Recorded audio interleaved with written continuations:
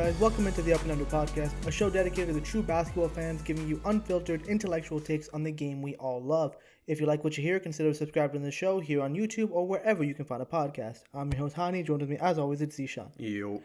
Alright, man, if you haven't checked out the last two episodes, definitely check them out. We basically kept up with our yearly tradition at this point where we broke down our early season predictions for both the Eastern and Western conferences. Essentially, we broke down where we predict this, what we predict the standings are going to look like by the end of the regular season. Again, heavily opinionated, heavily based off of what we believe is going to happen.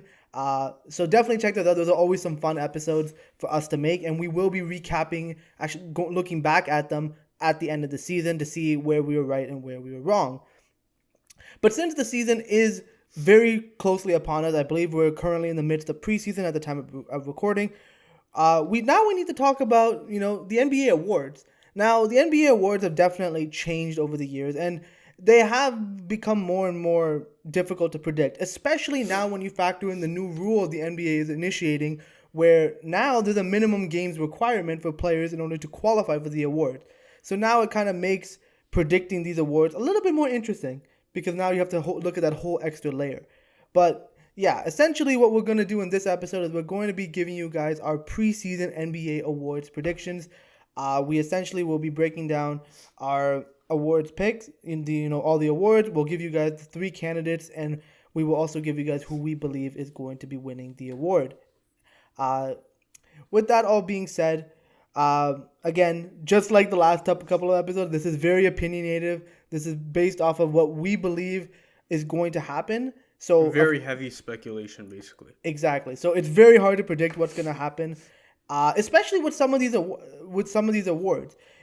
Some awards are easier to predict than others. So definitely keep that in mind, and definitely let us know what you guys think. Who deserves what award in your opinion? So starting us off with the first award we want to talk about, and it's usually the most boring award in most fans' opinions, and that's the Coach of the Year award. Now, the Coach of the Year award has definitely become pretty stale over the years, just because we've usually had a recycling of a few names. But I think this year it looks a little interesting. We definitely have some good candidates out there. I would say the first candidate that we got to talk about is Adrian Griffin with the Milwaukee Bucks. He's obviously going to be coming into his rookie season as a head coach. But man, he has a really good roster. Not only are the Bucks just stacked from top to bottom, but man, they made the move for Damian Lillard. This is a true championship contending team. And honestly, I believe they're going to hit the ground running. They're going to have a good season. And hopefully Adrian Griffin, who's very well liked, very well respected, is going to come in and really have an immediate impact and some immediate success with this team. Well, I mean, the difference in this year with the Coach of the Year award is the fact that like half the coaches were fired last offseason. So there are a number of maybe not new names, but names that are in different situations. And Adrian Griffin is definitely one of those. Though again, he is a first-time head coach. Like you said, I think he will hit the ground running. This is a very good team.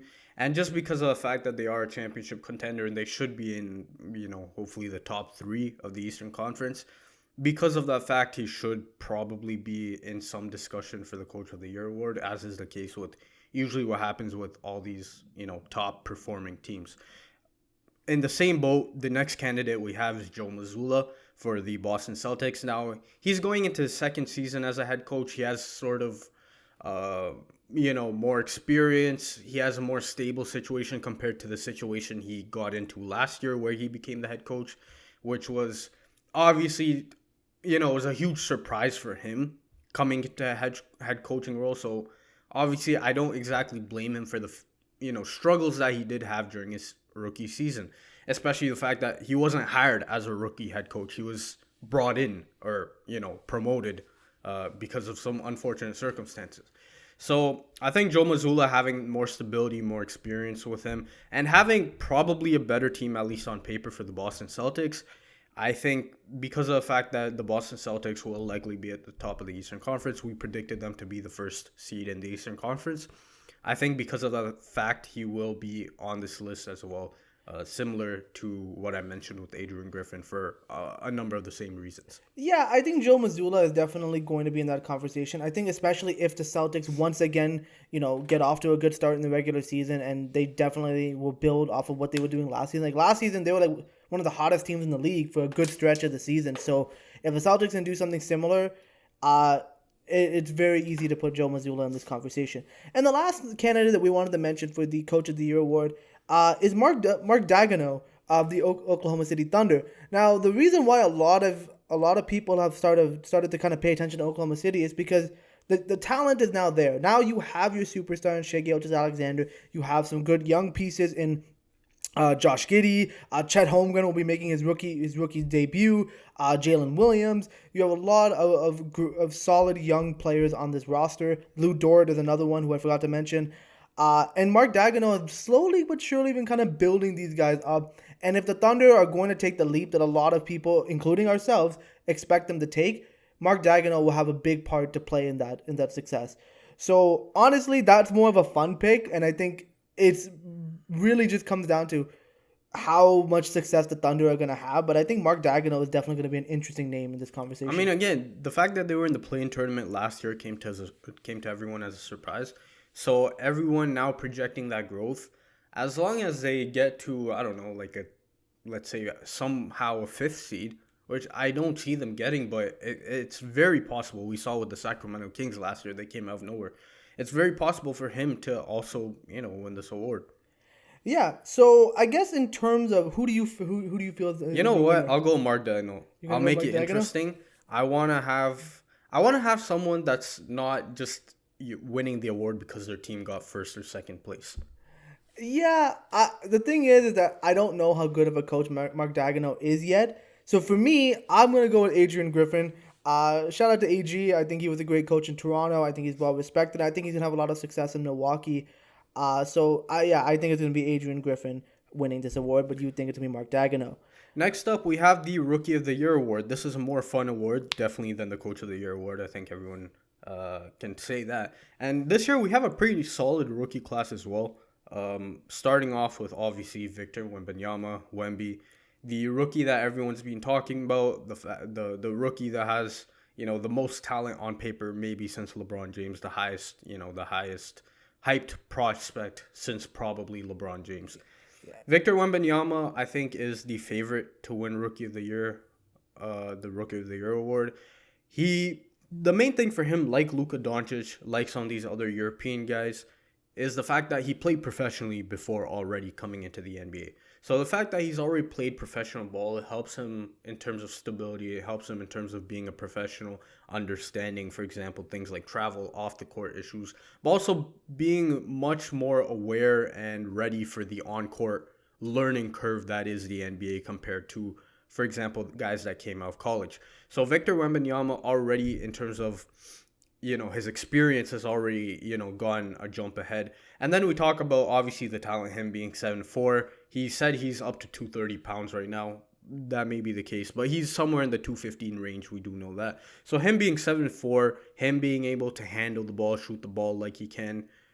Obviously, I don't think it'll be as good as what people think Victor Wembanyama is going to be, because they're already crowning him to be like the next great thing. Maybe not right away. Not right away. He'll struggle at times as a rookie. It will happen. But the fact that he already has such good defensive prowess, I think, will help stabilize his offense. His offense, I think, will be up and down. I think the main thing that will stabilize his play on the court is going to be his defense, particularly his rim protection, because, he's already a good rim protector. So I think Victor Wembanyama, in terms of the conversation for Rookie of the Year, we have to start with him, obviously. Yeah, I think Wemby is definitely, you have to. He's the number one overall pick. The hype has been, at times, a little too much, in my opinion. But honestly, there's no doubt about it. He's definitely going to be a unicorn type of player to enter this league. He comes in with a lot of skill, a lot of talent, things we haven't seen before in a guy his size. And I think the biggest thing that's working in his favor is the fact that his head coach is Greg Popovich. Popovich is going to put him in position to succeed. He's going to teach him the right ways to play. And, if the Spurs have anything, they have a history of drafting and succeeding with big men. So Wemby is going to have a decent season, but definitely going to have some rookie ups and downs. The next candidate we want to talk about is the player that honestly has had a lot of negative press, I guess, and it was not really his fault, but I guess it's Scoot Henderson. Scoot Henderson obviously was the third overall pick in this past draft. Still a really good player. Honestly speaking, Scoot Henderson was a very good player, and the fact that the Portland Trailblazers got the third overall pick, I mean, it was a no-brainer to draft him, but because of the whole Damian Lillard saga, it really did put a little bit of a damper on what's actually going to be a pretty exciting prospect that's entering the Trailblazers organization. He definitely needs to improve on his shooting, but in terms of his size, ability to handle, to get to the rim, and the defensive tools, they're all there, and he can definitely be a franchise level player that the Blazers can build around. Well, the main thing is he has the opportunity now with Damian Lillard being gone. Now, Anthony Simons will probably be the primary guy still for this Blazers team, but Scoot Henderson is now obviously the future and is, I guess you can say, the face of the franchise now that Damian Lillard is gone. So I think that's working in his favor very well. Scoot Henderson, we're talking about professional as well. He also played professional ball technically in the G League. Yep. So he has more of a understanding as well of the NBA grind compared to some of the other prospects that are coming out of college. The final guy that we're going to talk about is Chet Holmgren. Now, again, this comes with the debate of should second-year players who never played their first year, should they technically be part of the rookie class? Listen, I feel like Chet gets a pass because he didn't play at all in the regular season. Like, he got hurt in preseason. No, he got hurt in summer league, actually, I think. Well, I mean, no rookie that goes to the next draft, the next rookie class can play. Like, the eligibility is you can't play at all during your rookie season. So, like, that's what happened with Ben Simmons. Ben Simmons never played either. Yeah, that's true. So then, so that is a question. But either way, he will be part of this rookie class. And, we've kind of forgotten about Chet Holmgren because he's been injured for the past year. And then also the fact that the Thunder have a collection of young talent, that they do. So people have kind of forgotten about Chet Holmgren, but I think he's going to be a huge part of what the Thunder do, especially on defense with his switchability, his rim protection, and also his outside shooting. Now, the problem is he won't get the opportunity that Scoot and Wemby will get because he is on an established team now with Shea at the forefront of that team. So his production might be, shot compared to these other guys. But what is going for him is that he is going to be on a team with legitimate playoff aspirations compared to Wembanyama and Scoot Henderson, who are both on rebuilding teams. So I think that will work in favor of him. And as I said, he has a lot of hype. There's a lot of Thunder fans excited about him, and rightfully so. I think he will be in this conversation as well for Rookie of the Year. I mean, he's definitely, like, I've had criticism of this type of body type of player, and same criticism to go for Wembanyama, but he is skilled, and he does have an ability, like, he does have, a unique skill set that I think he can bring to the Thunder. And again, he'll be able to play more impactful and more meaningful minutes right away, and if he can contribute to that in a positive fashion, I think that'll definitely make an impression on some of the voters for this Rookie of the Year award.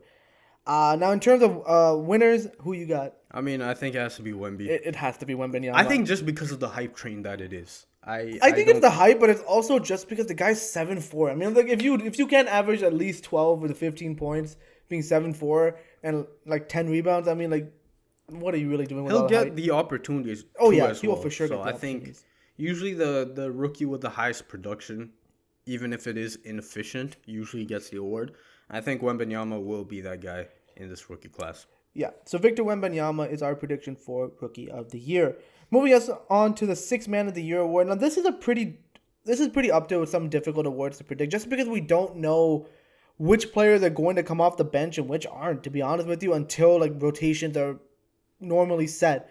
So that is typically a tricky element to this award. But I think for argument's sake, these are players that we feel pretty confident that they are going to be six mans or going to come off the bench at the bare minimum. The first name we want to bring up is Chris Paul. Now, Chris Paul obviously is going to be playing with the Golden State Warriors now. Still very weird to see him in a Warriors jersey. It is very weird. It is very weird to see him in that jersey. But because of the fact that the Warriors already have Steph Curry, they have Klay Thompson, they have definitely a guard rotation, it does seem pretty plausible that Chris Paul would come off the bench and kind of lead the second unit and be that sort of facilitator. And obviously he'll play spot minutes here and there with Curry and Thompson and Draymond. But Chris Paul coming off the bench definitely gives the Warriors a new element that they haven't had in a while. Sort of like when Sean Livingston was on the team, a playmaker that can play alongside Curry and Thompson and kind of feed them the ball. Also the Brazilian blur. Yep, also Leandro Barbosa as well. So I think Chris Paul definitely will have a good opportunity with the Warriors. Now, to be frank, I don't know how long he'll be a Warrior. He might get the D'Angelo Russell treatment and That's exactly what I'm thinking. Traded by the trade deadline. But I think Chris Paul in a 6-man type of role can definitely be very effective. And I mean, to be fair, the award doesn't state that you have to stay with the same team for the whole season. So if he doesn't get traded somewhere else and continues that 6-man role in a successful environment, he can still be eligible for this award.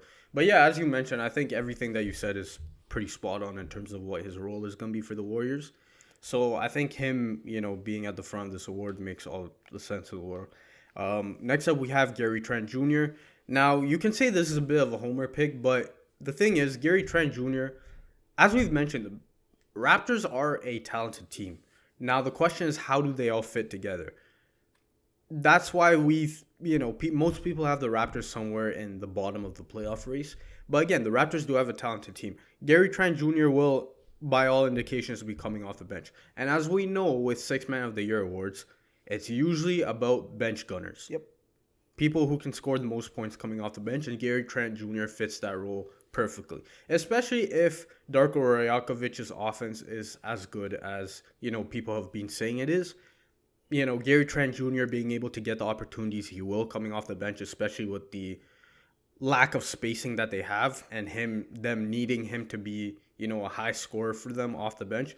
I think Gary Trent Jr. is a perfect candidate for this role. I don't think he's being talked about in this conversation enough, but I think he will be, he should at least be in this conversation theoretically. Also underrated to note is that Gary Trent Jr. still hasn't signed an extension yet with the Raptors, so he's technically still playing for a contract. So he's going to be motivated to have a good season. And also, he had a pretty lackluster season last year, and that's mainly, again, similar to a lot of players on the Raptors, just because they didn't really have a defined role. I think if he's coming in and understands that, hey, I'm going to be primarily coming off the bench, I just come in and get buckets, I think that'll definitely simplify things for him, and he'll be able to come in and hit the ground running. So Gary Trent, I think for sure is going to has the chance to have a good year, and I think if the small sample size of preseason that I've seen out of him and Darko Rajakovic's system, I think we can expect some big things out of Gary Trent Jr. this upcoming season. And the last thing we wanted to bring up for the 6-Man of the Year award is Russell Westbrook. Now, yes, Russell Westbrook at the beginning of last season had a pretty horrible tenure. Like, there was literal fears that this guy was going to be out of the league with his tenure with the Lakers. But he ended up on the Clippers. And honestly, the Clippers found a role for him to play. He's sort of been that veteran leader. He kind of was able to push the second unit. And that honestly played well into Westbrook's strengths. He was able to kind of have the ball in his hand. He was able to kind of attack the rim and, kind of be able to do the Westbrook thing, still stat pad, but it doesn't impact the team in a negative way. And I think, again, another year with the Clippers, a full training camp to establish his role even further, I think will help him even more. And also, I think he's motivated. I think he wants to have a better season than he did last season in general. I think he wants to be better, and yeah, I don't see why he can't have a good season off the bench. Yeah, man, he showed, but at the end of last season, I think he found a long-term fit in the LA Clippers, which is good for him considering he's had a rough few years. But yeah, I think he is also a good candidate for this award because he fits the role of aging veteran who accepted the role coming off the bench and is now kind of dominating that bench role. Maybe not right away, but it took a little bit. But he little bit. But he got it. He didn't Carmelo this. Yeah, well, I mean, he didn't Allen Iverson this. That's the better. That is true too. So who would you have as your pick? I think I'm gonna go Gary Trent Jr. I think he just fits the mold of what historically has been the 6-Man of the year. I mean, we can look back to the players like Jordan Clarkson. Before that, Lou Williams, Jamal Crawford, like J.R. Smith. Gary Trent Jr. just fits the mold, and I think the Raptors are definitely going to rely upon him a lot more than maybe the other two teams are going to rely upon these guys' productions. I'm going to go Russell Westbrook. Okay. Which is interesting for me to say considering the criticisms I've had of Russell Westbrook. But I will say, I think the star power helps him in terms of the name recognition. I think one advantage that he has over Chris Paul is he's not going to be sharing the role that Chris Paul has to share with Steph Curry. Right. Or that Steph Curry, I guess, has to share with Chris Paul. Russell Westbrook is the leading point guard on this team. And he also has, guys who complement him better than Chris Paul does in terms of having a Kawhi Leonard and Paul George as a point guard compared to Steph Curry and Klay Thompson as a point guard. I think the fact that having those guys complement him better than the Golden State Warriors for Chris Paul, and the fact that I think the Clippers at the very least will be somewhat successful, at least in the middle of the playoff race of the Western Conference at the minimum. So I think they should be winning enough games where Russell Westbrook can warrant that attention. Yeah, okay. I don't disagree.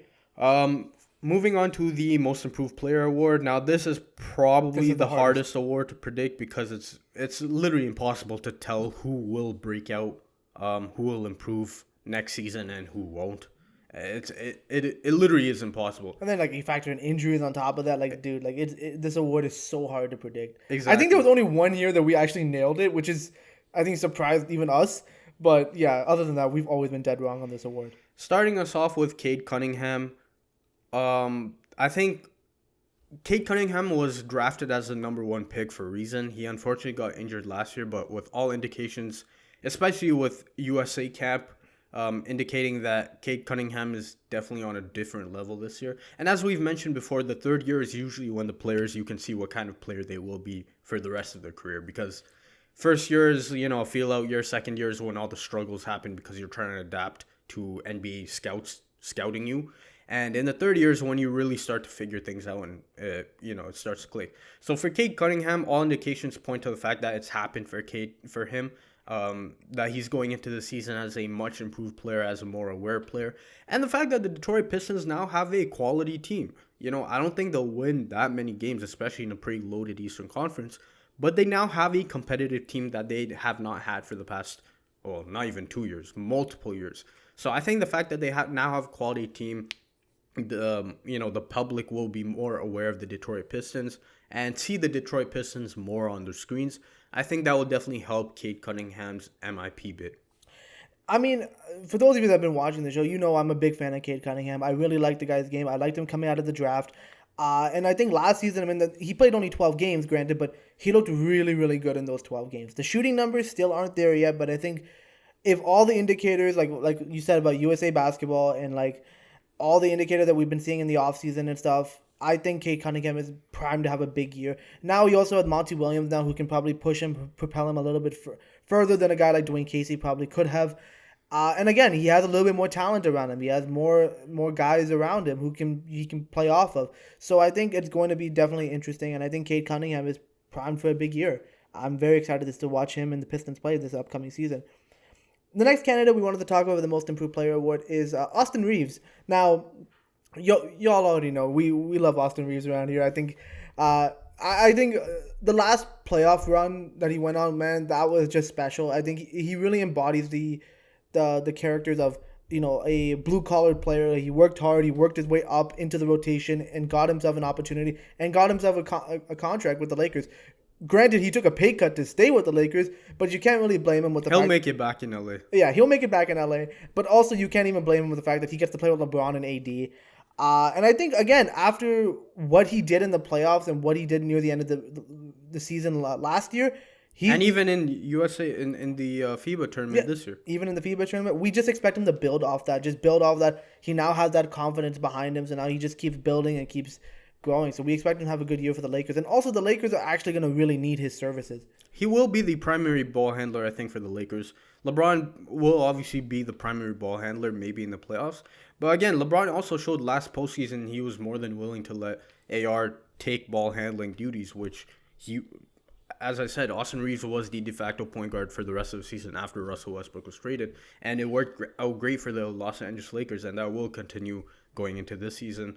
So I think Austin Reeves is also primed for a breakout year. The only issue I have with his MIP bid is the fact that now people really know who he is. So it might kind of hurt. But that must be a Lakers thing, like being in LA. But he also had the success at the end of last season, right? Run. Which is why a guy like Mikal Bridges, though we want to add him on this list, the fact that he had that success at the end of last season kind of hurts his bid for MIP this year. Yeah. So the final guy we're going to add onto this list is Tyrese Maxey. Tyrese Maxey, he's been, primed to break out. I think everyone can see the potential, but obviously with James Harden now, being traded there, he had to take a step back and take a lesser role. Now with James Harden, hopefully being traded, or, at least maybe taking a lesser role on the team just because of the fact that he wants to trade and he asked out. Tyrese Maxey now has a bigger opportunity to be the guy that many people think he can be. Now he's going into, I think, his third, fourth year. So he has more experience. He's been to the playoffs multiple times. And he will be also playing off of Joel Embiid, who complements him very well with, his screen setting, with his interior presence. Tyrese Maxey is a very fast guard. So I think Tyrese Maxey, him being on this list is, a good addition for him. I don't think anybody has a problem with, him possibly being in the MIP conversation. Yeah, I think it all comes down to, again, what happens with James Harden. But yeah, nevertheless, I mean, whether or not James Harden is there, Tyrese Maxey, there's an opportunity for him to really grab a role with the Sixers and really be that Robin for Joel Embiid. I mean, like, Joel Embiid, I feel really bad for the guy because honestly, comes off an MVP season, and his co-star just basically bails on him. So hopefully Maxey can kind of be that guy. We've seen the flashes. The guy's really quick. The 3-point shot's coming along.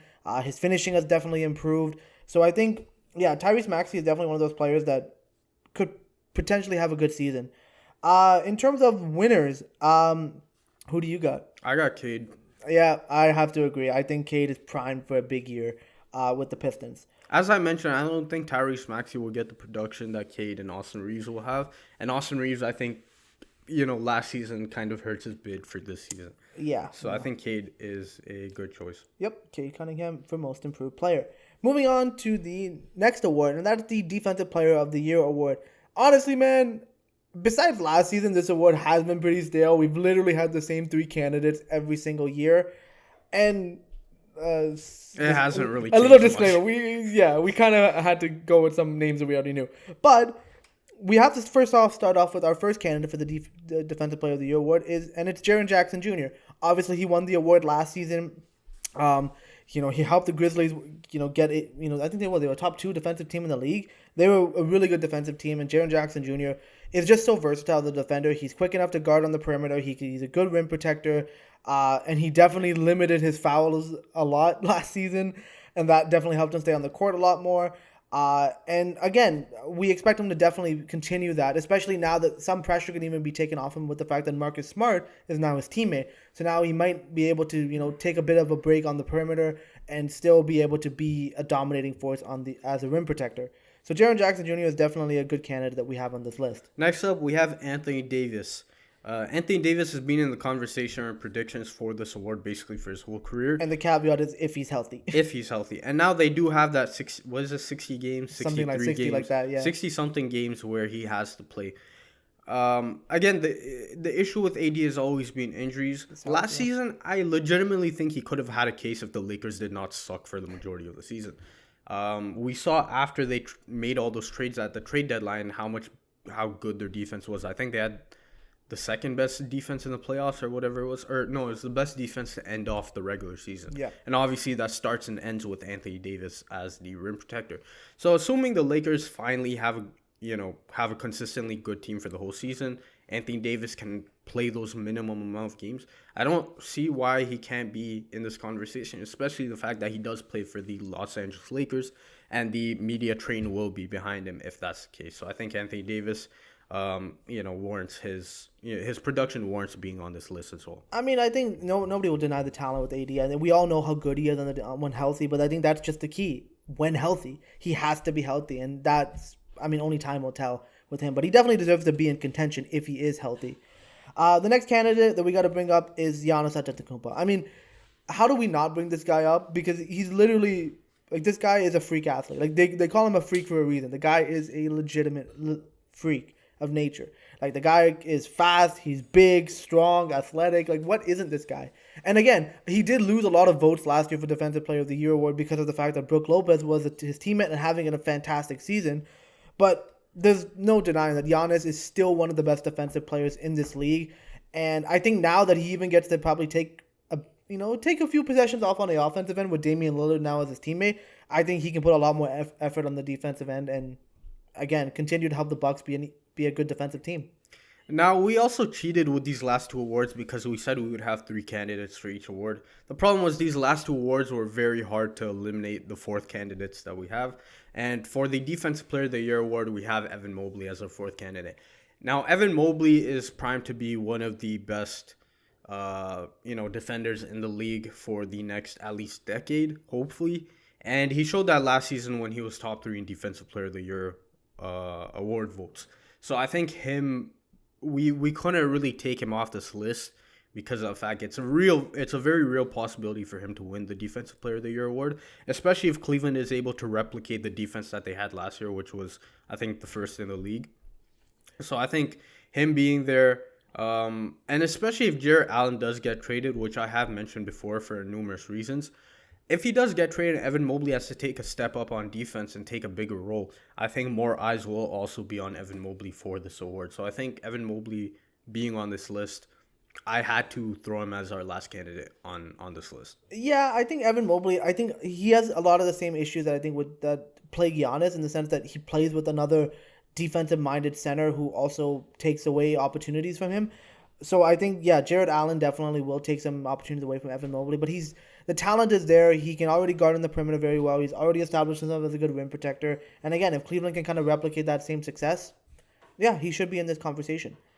So in terms of the winner, who are you leaning towards? You know what? I'm going to say this is the year Anthony Davis finally gets it. Because I'm tired of this guy not getting it, even though, I mean, this guy is one of the greatest college defenders of all time. He's replicated that production in the NBA. I think finally with a good team, hopefully, because of the minimum game incentive, I think he will be forced to play those minimum games, assuming he doesn't have an actual big injury. I think this might be the year he finally gets it. Yeah, I think you just jinxed him. By the way, I think I'm gonna go with Giannis. I just can't think of anyone better as a defensive player. Like, if you want a guy who's so hard to stop, and I think I'm biased because you play in 2K and Giannis is next to impossible to to score on. But yeah, I think especially now that he's gonna have to, like, the Bucks are gonna have to rest Brook Lopez a little bit more for the playoffs. And also, there is no more Drew Holiday, so yeah, he will be forced to play a little bit more defense. Yeah, so Giannis will have to play a little bit more defensively. So I think Giannis definitely will be the defensive player of the year, in my opinion. And finally, moving on to the most important award of the NBA, which is the MVP. Starting off with Nikola Jokic, the Finals MVP. I think we have to start off with him because in a lot of people's eyes, he is, or at least at the end of last season, he was the best player in the NBA, and for good measure. He can do it all on the offensive end. I've said before, he is the greatest passing big man we've ever seen in the NBA for sure. And he is arguably like one of the best well-rounded offensive players in the NBA. In NBA history, he can do it all as a center. And the fact that the Denver Nuggets are going into the season as defending NBA champions, I think will put him primed to be in the MVP conversation, especially with the way he performed last playoffs. I think in terms of the MVP conversation, the guys that we have here are kind of no-brainers for the award. In terms of candidates for the award, there's nothing surprising about the candidates that we have on this list. But I think we start off with Nikola Jokic just because he was Finals MVP. Yeah, I mean, to be honest with you, he just makes it look easy, man. Like, he makes averaging a triple-double look easy, and I honestly think he should have won it last year, to be honest with you. I think if voter fatigue didn't play a role, I think he probably should have won it, in my opinion. Actually, we did give the award to Joel Embiid, but as we mentioned, that was simply because of voter fatigue. Yeah, that's it. Exactly. The next candidate we got to bring up is Giannis Antetokounmpo. Obviously, this is a no-brainer pick. I mean, he's been in the MVP conversation basically since he won it back-to-back. And, there's not really much more to say. He's one of the best players in the league. He plays hard on both ends of the court. He's so valuable to everything that the Bucks do. And yeah, it wouldn't be surprising again to see him back in this conversation. Not to mention the fact that the Bucks are heavy title favorites. Yep. So I think that will also play a role in the MVP voting. Whether good or bad, that might be the question. Whether people don't want to give it to him just because we've seen people who are in contention to actually win the NBA championship sometimes get screwed in terms of awards. So we'll see whether that happens with Giannis or not. Yeah, it happened. But obviously, Giannis, in a lot of people's eyes, is the best player in the NBA. So makes sense for him to be there.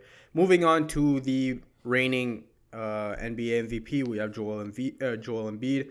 I think I don't know if he'll be able to repeat the MVP win, simply because I don't think his team is going to be as good. But will he meet the minimum games requirement? That's my question. Well, that's also one question. But obviously, we know with the James Harden situation that James Harden probably won't be there for the whole season. So it depends, I think, with how good Philly will be. Especially the fact that they once again failed last postseason. And that's kind of made a lot of people turn away from Joel Embiid and the Sixers as a whole for being absolute failures every single season. So yeah, I don't think Joel Embiid will repeat his MVP campaign, but we have to put him on this list just because of the fact that he is, among the best players in the league. He is the second best center in the league, and he is the reigning MVP. So he will put up MVP numbers once again. I have no doubt about that, as long as he stays healthy.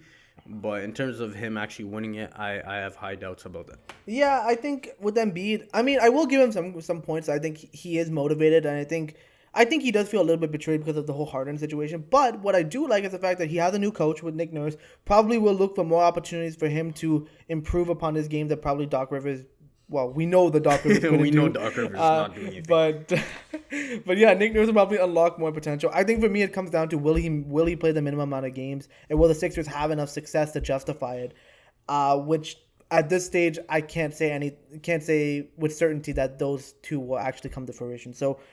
Yeah, Joel Embiid will definitely be in the conversation just because he is the reigning MVP. But yeah, beyond that, it's tough to see him actually winning the award. And the final candidate that we got to throw in here, I mean, honestly, man, if this guy was on a better team, we all expect this guy to win an MVP award. It's Luka Doncic. I mean, this guy puts up MVP level numbers. He is clearly one of the best players in the league, one of the best guards in the league at this point. One of the best young players in the league. Like, there's no denying Luka Doncic as an established superstar in this league. The question is, will the Dallas Mavericks actually win enough to justify giving him the award? Likelihood is no. Like, in all honesty, because they just didn't do enough in the offseason, and plus Jason Kidd is their head coach, it's very tough. But now, does that mean that Luka won't be in the conversation? No, I think Luka will for sure be in the conversation with his numbers alone. Just like a guy like Shai Gilgeous-Alexander and Jason Tatum were in the conversation last year. It's very safe to say that Luka will definitely be in the conversation at a minimum. In terms of who do you got winning the award? I got Jokic. I got Jokic, man. I think the guy is motivated. Bro, you saw how happy the guy was in Serbia. The guy comes back to work. He's like, yo, I got to do this again. I'm going to go Giannis. Okay. And I'll go for two reasons. The main reason is I think the Milwaukee Bucks will be very good. I think they will be title contenders. Number two, it's been a while since Giannis won MVP compared to Nikola Jokic, who won it 2 years ago. So I think his team is stacked, though. The That's recency, the voter fatigue, recency bias kind of thing, I think will help Giannis out compared to Nikola Jokic this time around. So I think that's my take on why I think Giannis will win MVP. But I have no problem with Nikola Jokic winning it. I really hope it's somebody new. That's why I want someone new to win the MVP award. A guy like Shai Gilgeous-Alexander or something. Yo, that would be sick. But yeah, I do want someone new to win the MVP award. But yeah, I think for me, my pick will stay as Giannis Antetokounmpo. It could also be other guys like Kevin Durant might have a resurgent season. You know, who knows? Maybe LeBron decides, you know what, you're 21, I'm going to win MVP. Who knows? But no, the MVP, it was hard, man. It was hard to pick guys that we can legitimately see in the conversation. But a guy I could see also is Jason Tatum just because of how good the team is. But I don't think he has the superstar status that the other guys do on this list. But yeah, I think those are, good picks either way. Yeah, so those were our award picks. Definitely let us know in the comment section on YouTube or on social media. Do you agree or disagree? And who would you pick for the NBA awards for the 2023-2024 season? Now, finally, concluding this week's episode with a quick up and under segment. First and foremost, are you up or under on the Charlotte Hornets waiving center Kai Jones? Now, this guy's been all around the news on social media.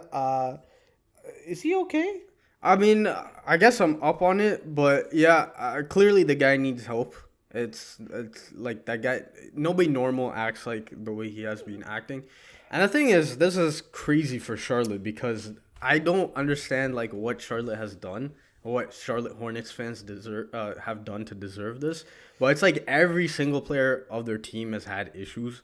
And it's like one after the other. Their whole team, like for the past like couple of years, has had issues. Hey, you know who's still on the roster? Gordon Hayward is still on the roster, making the most money on the team. Oh man! Well, after LaMelo Ball's extension, no longer. But yeah, he's one of the highest paid players on the team. Gordon Hayward still being on the roster is crazy. Yeah, and remember, Gordon Hayward is probably the most normal one there. So yeah, man, I don't know what's going on in Charlotte. Yeah. No, next up, are you up or under on the Celtics agreeing to a 4-year, $30 million extension with Peyton Pritchard? Bro, I'm under on this, bro. Peyton Pritchard has been asking for a trade for like 3 years at this point. And this guy still hasn't gotten a trade. And then they're like, yeah, all right, we'll pay you $30 million. Like, bro, come on, bro. Just flip him, man. Unless they're signing him to flip him later on, then fine. But like, bro, like, I mean, it is a very tradable contract. It is tradable, but like, the guy's been asking out, and all you do is, well, here. And it's not even like he's that valuable to what you have going on. I guess you can say after they traded Brogdon, maybe. I think he will get a bigger role this season. Maybe he'll get a bigger role. But Peyton Pritchard also himself hasn't proven that he's worthy of that role. So, yeah, I'm kind of under on it. I think it's a bit of a waste of money at this point. Next up, are you up or under on Joel Embiid commits to Team USA for the 2024 Olympics? I'm under on it. First of all, he didn't play it for his country. Second, bro. He didn't play for his second country. Yeah. Now he wants to bandwagon onto Team USA when everyone's going to hop onto the bandwagon. Bro. Now, granted, I think Team USA is going to win next year's Olympics. I think that's a guarantee. Bro, everyone just busts out the Avengers Assemble memes and like, basically. They're like, all right, let's go LeBron, Steph, This is KD. basically this is always what happens with Team USA. We remember when they get embarrassed. Whenever they get embarrassed, basically everyone comes and then bam, they're gonna destroy everyone, which is fine. But again, Joel Embiid joining this team, come on, man, have some pride, man. Yeah, bro, come on. I understand. Okay, at least Cameroon, like they don't have the structure or the program to support guys like Joel Embiid or Pascal Siakam. But like, yeah, you play for France then, man. Play for France. Have France has been a really good team. Yeah, like him joining Team USA, that's just overkill at that point. It's complete overkill. It's unfair, but you know what? Team Canada still has Team USA's kryptonite, Dylan Brooks. So I think we're good, bro. We're good. Listen, man, if we get that silver medal, I'm going to be very happy. Listen, bro. Team Canada's looking nice. You know, we got Shea up here. Get Jamal Murray. Get Andrew Wiggins ass in that building. Bro, we'll be fine. We just need a big, please. Yeah, that's the problem. Just a big. Anyone but Kelly Olynyk. Are you up or under on the Spurs signing Devin Vassell to a 4-year, $146 million extension? I'm up on it. I think the Spurs are definitely committing to their young core. Yes, it is a little bit pricey. I'll say that much. But considering you're locking the guy up for 5 years so he can play basically alongside Wembanyama, the guy has established himself, and clearly the Spurs see something in him that's worth investing, and they have like just a shit ton of cap space, so why not? I think the Spurs are just doubling down on their young core. As we mentioned in a couple episodes ago when we were talking about young players poised to break out, I did mention Devin Vassell. I think he's a very good player, and as long as he stays healthy, I think he has a very bright future. And again, $146 million to us is a lot. I mean, it is a lot. Don't get me wrong. Yeah. But that kind of is the standard price now for young players of Devin Vassell's caliber, which is absolutely crazy considering he's not all-star or anything. Yeah. But that is the mark at this point in I can kind of see why all these vets are kind of mad at these NBA guys making so much money and still complaining. I mean, I think the max contract that LeBron had when he went to Miami was like 100 maybe. Jeez. And that was for like peak LeBron. That was like peak LeBron. Now the minimum is $200 million contracts. So I mean, again, I'm up on it. I think that's good for him, and the Spurs have, they're coming to the rebuild, so I think it's good for all parties involved. Yeah.